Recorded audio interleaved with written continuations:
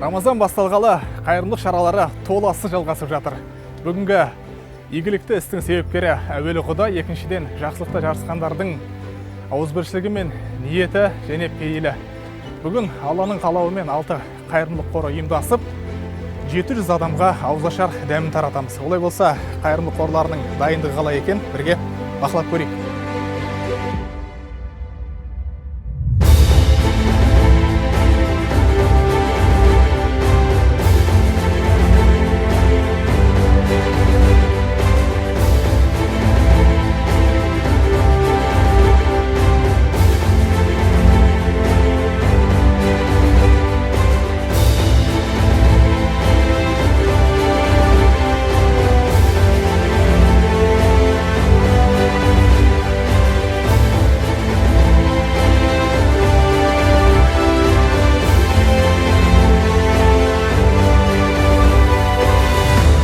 Жасап жатқан тірлігіміз бір, Шымкент қаласының тұрғындарына, қонақтарына бір үлкен көзге көрінетіндей ауқымды іс-шара өткізіп жатырмыз.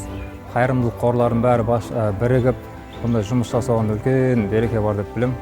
Алдағы уақытта бұдан үлкен жұмыстар жасаймыз деген ниеттеміз. Алла қаласа, және де басқа қаладағылар да қайырымдылық қорлар осындай ауызбіршілікпен бірге жұмыс істесе дейміз иншалла. Ауызашар себеттері дайын.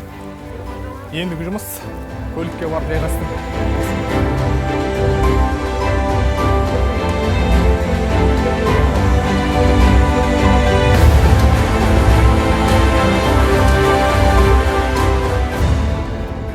Баратын бағытымыз 3 жер. Дәл мына көлікке 10 ауызашар дәмі салынды. Ал енді мына көлікке 170 Рамазан қоржыны салынған екен. Бұл астардың бәрі Шым-Сити мөлтек ауданында тұратын, көмекке шын мұқтаж, асыраушысы жоқ, тұрмыс жағдайы өте төмен отбасыларға үлестірілетін болады. Ал енді мына көлікте 20 ауызашар дәмі бар. Бұлардың 10-ы Нұрсат мөлтек ауданында тұратын отбасыларға таратылса, қалған 10-ы Теріскей ықшам ауданының тұрғындарына үлестірілетін болады.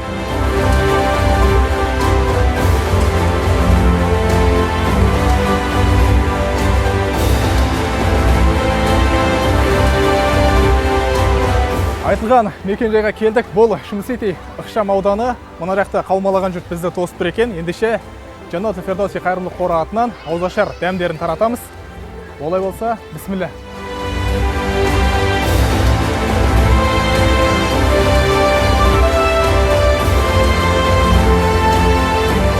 Бір мұсылманды қуантқан, бір мұсылманға дәм ұсынған, тамақтандырған адамға Алла тағала жәннаттың жемістерімен сүйіншілейді дейді.